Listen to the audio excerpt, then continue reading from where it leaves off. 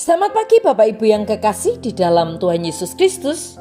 Pagi hari ini saya Eko Wayu Suryaningsih kembali menyapa dengan kebenaran firman Tuhan yang terdapat dalam Yohanes 3 ayat 16. Yohanes 3 ayat 16, karena begitu besar kasih Allah akan dunia ini, sehingga ia telah mengaruniakan anaknya yang tunggal, supaya setiap orang yang percaya kepadanya tidak binasa, melainkan beroleh hidup yang kekal. Amin. Bapak Ibu yang kekasih di dalam Tuhan, beberapa orang percaya bahwa menyebut seseorang tersesat secara rohani adalah penghinaan. Tetapi sebenarnya tidak. Itu justru pujian yang luar biasa jika disebut tersesat secara rohani. Ada perbedaan antara kehilangan sesuatu dan salah menaruh sesuatu. Jika saya salah menaruh sesuatu, itu berarti hal itu tidak penting bagi saya. Tetapi jika saya kehilangannya, itu cukup berharga bagi saya untuk berusaha menemukannya. Kita salah menaruh jepit rambut, kita kehilangan kacamata kita.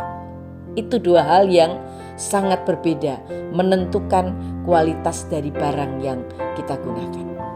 Orang hanya hilang jika mereka layak ditemukan. Kita bayangkan seperti ini, nilai sebuah mahakarya tidak akan turun ketika hilang nilainya, justru akan naik. Manusia kehilangan banyak hal ketika mereka tidak terhubung dengan Tuhan.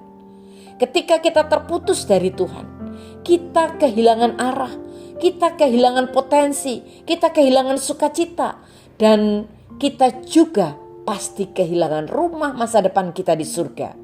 Hanya untuk menyebutkan beberapa. Tetapi ada satu hal yang kita tidak kehilangan, yaitu nilai kita. Tuhan mengasihi kita cukup untuk mengirimkan yang terbaik darinya, yaitu Tuhan Yesus Kristus. Ayat yang paling terkenal dalam Alkitab di dalam Yohanes 3 ayat 16 adalah, karena Allah begitu mengasihi dunia sehingga ia memberikan anaknya yang tunggal, supaya barang siapa yang percaya kepadanya tidak binasa, melainkan mempunyai hidup yang kekal. Bapak Ibu yang kekasih di dalam Tuhan, kita adalah sangat berarti bagi Tuhan, sehingga Tuhan menjalani misi penyelamatan, melakukan misi penyelamatan untuk menjemput kita.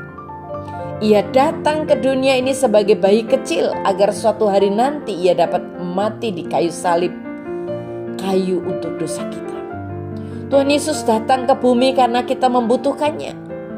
Tuhan mengutus anaknya untuk melakukan sesuatu yang tidak akan pernah bisa kita lakukan sendiri, yaitu menebus dosa-dosa kita.